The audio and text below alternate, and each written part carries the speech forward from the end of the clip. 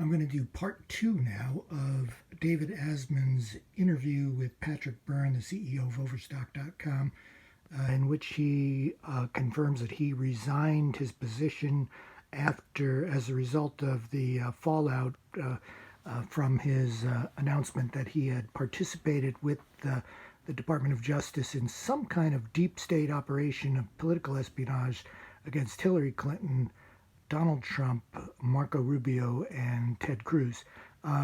What follows is a rather freewheeling and somewhat hostile interview by members of the panel, and I would point out that David Asman, whom I have great respect for, seems to vouch for the validity of Patrick Byrne as a person.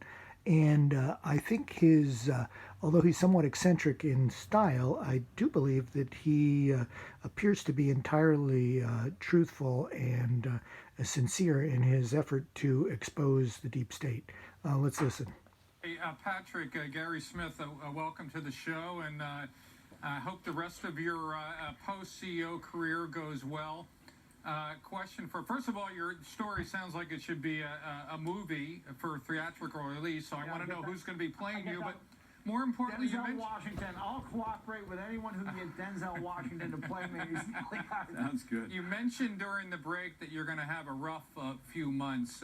I'm curious as to why you said that and what you see happening in the next few weeks and months. Do you have legal counsel? What do you think will happen with you and with your story? Well, this is extraordinarily. Well, who the heck knows? This is quite a ambiguous situation.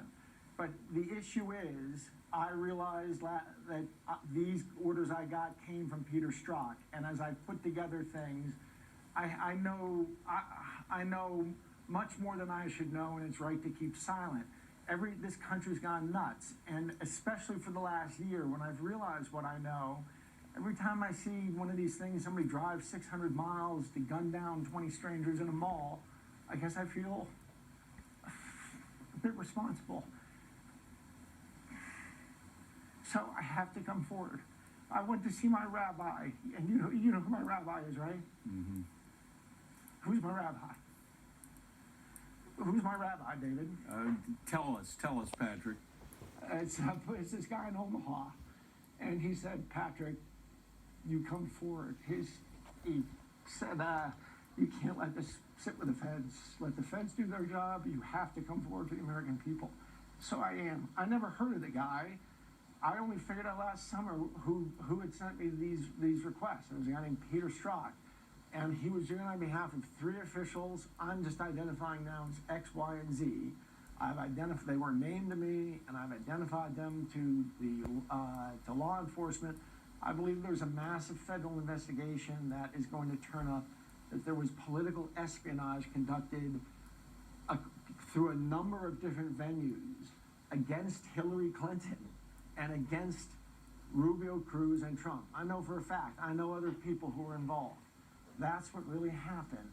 And my rabbi has said, you can't go another, you have to do this right now. People are killing each other in America. This is my Soylent Green is people moment or whatever.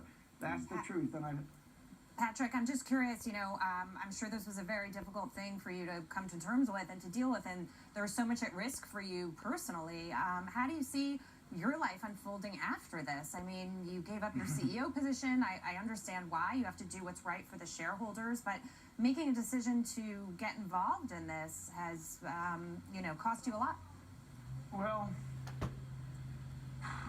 Well, what can I say? I guess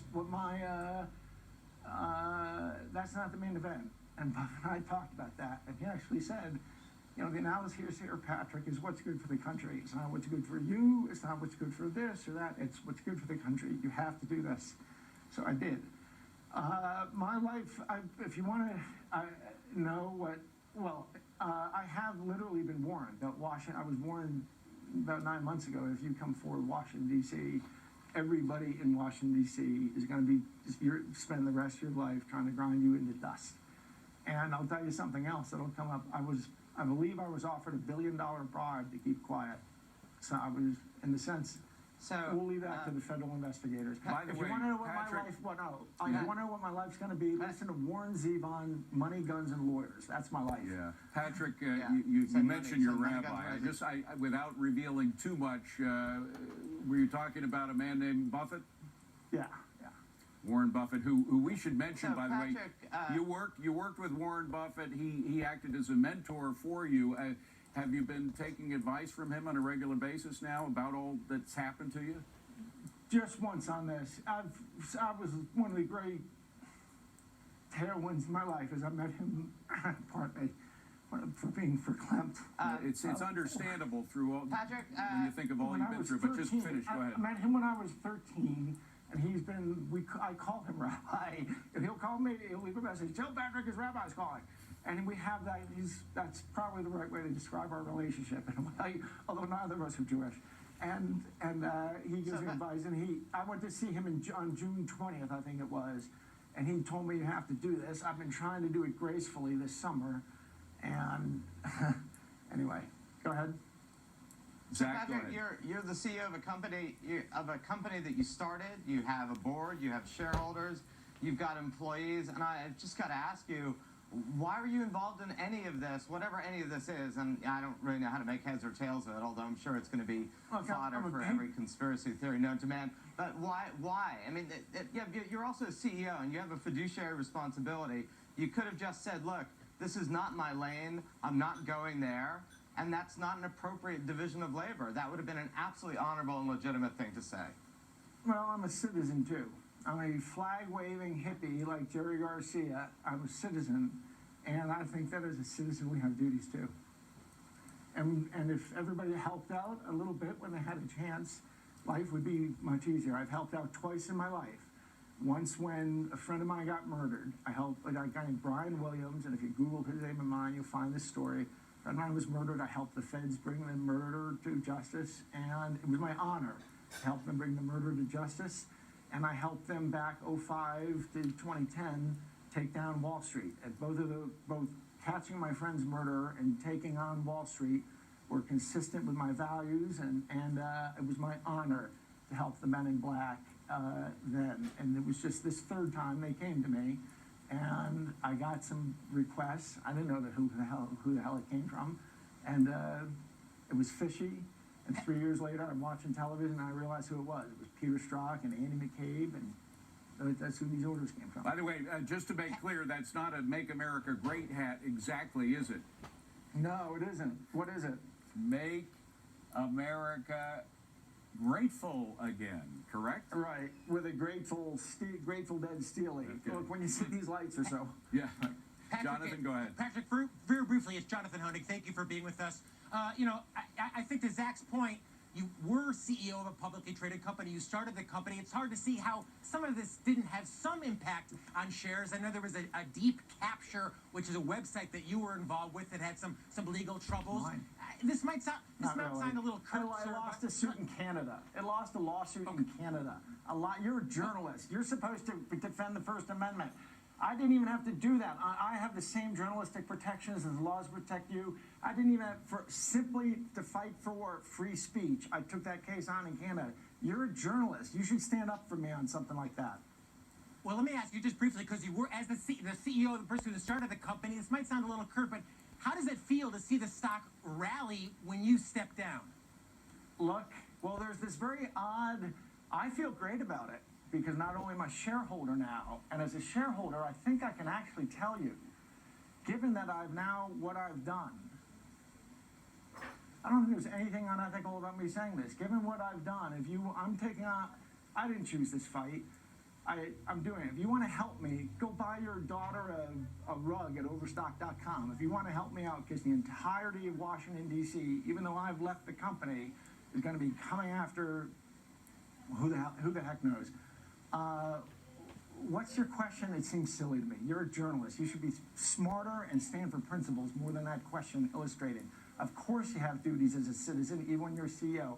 I never involved the company in anything. The company's completely unrelated. I have, extracurricular activities. I skydive, I surf, and twice in my life, when a friend of mine got murdered and when a bunch of goons on Wall Street, I figured out what they were doing. I helped the federal government take them down.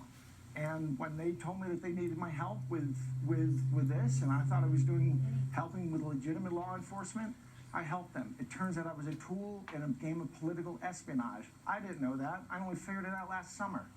I thought that I was doing something legitimate, and a tiny little thing on the side that took me a little bit of time away from the office. And it turns out it was political espionage. I only figured it out a year ago. Yeah, Patrick. And by the way, for those who Patrick, don't, yeah, for who the those hell who was don't that? know, hold on a second, guys. Who was I asking just that have to question? say What's that the was name of Jonathan that Honig. fool? That was Jonathan Honig. You're a fool. Let me I'm the just fool, let me Patrick. just say, You're a hold fool. on a second. Let me just say before things get too out of control here, that Patrick Byrne is one person who has never focused on the day-to-day movement of his stock, because he realizes how mercurial that stock movement can be. So, Patrick, in defense of your stand with regard to the stock, that's a long-standing one. But what happens now with regard to the whole blockchain that you have brought into Overstock as a part of Overstock? I know that you feel that that's a mission of yours. Where does that go from here? Oh, that's great. I've had an idea that this is probably coming since last July, since I put the jigsaw together. I didn't see there was any way that something like this would let's say, likely happen someday. Who the heck knows? I've been preparing very carefully. These companies, are some of these companies, if they existed before we started them, it's just like some young guys, some Java monkeys with a blockchain idea. Hey, let's build a blockchain central bank. And it's like the show Silicon Valley. If you're ever sitting in it's like a bunch of guys like that. We would show up, provide capital, professionalize them, turn them real. Those companies, now they have boards of directors, they have capital, they're all over the world, they're solid companies, and we have this tremendous reservoir of blockchain talent back in Utah, right here in Utah, that sort of services all the other parts of the network. So it's really and John, the guy really who built this, I was maybe the blueprint, the draftsman. Jonathan Johnson, who is this great colleague of mine for 17 years, has built that and fleshed it in and has done a great job. He's becoming CEO, and he's super capable. Well, and it's an extraordinary idea, and I know both you and I think that there is something to this that may actually undermine some of the central bank nonsense that we're seeing go on right now. So you know what Sowell said about central banks? We have to run. We have to have you back, Patrick. Please come back and see us again. All right. I'm laying low. All right. Well, when you stick your head up again, we'd love to have you on. Okay. Take care, sir. Thanks for you, having me on Patrick all this Byrne. time. Bye-bye. An incredible man in the history of business in the United States. Meanwhile, it seems